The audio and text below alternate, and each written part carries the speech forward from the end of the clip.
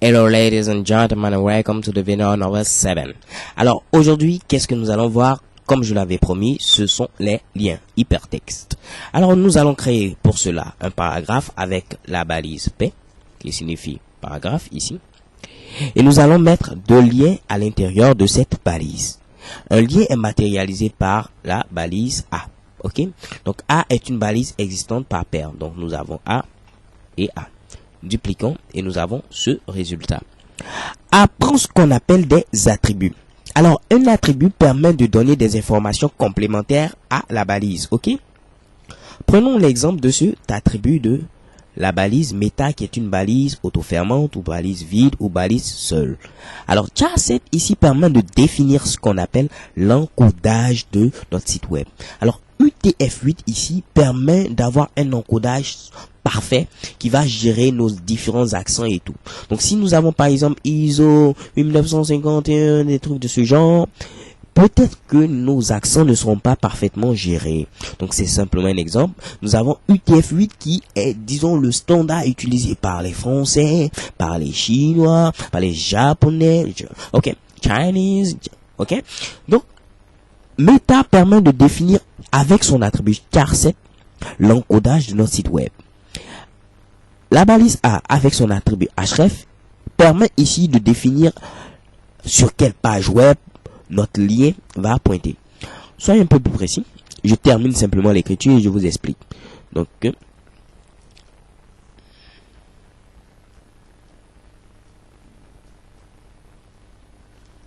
vu que je suis paresseux, je vais faire simplement...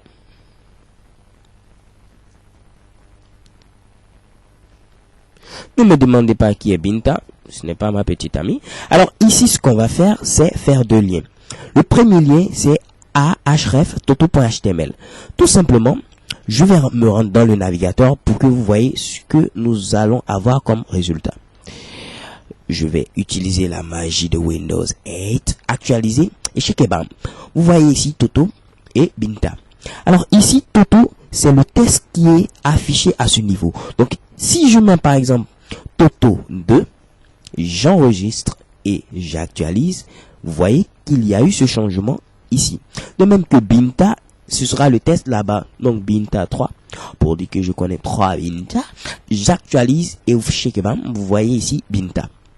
Alors que Toto.html, c'est-à-dire ici, que lorsque nous allons cliquer sur Toto, nous allons aller sur la page toto.html. Je vous ai dit que tous les fichiers HTML ont pour extension.html ici.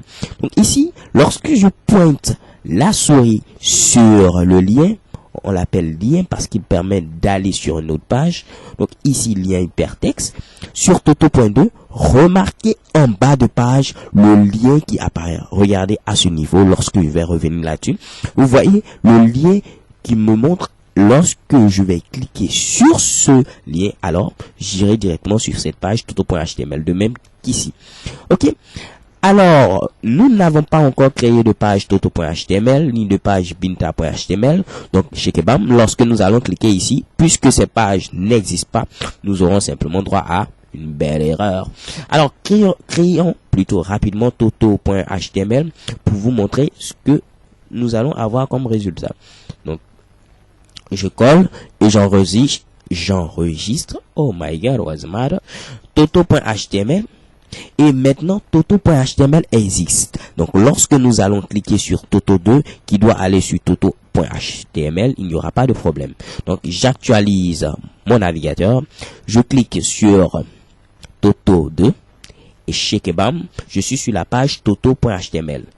Vous voyez bien ici toto.html. Pour nous rendre compte que nous avons vraiment changé de page, je vais enlever ici ces paragraphes et mettre un joli titre de précision 1. Donc H1.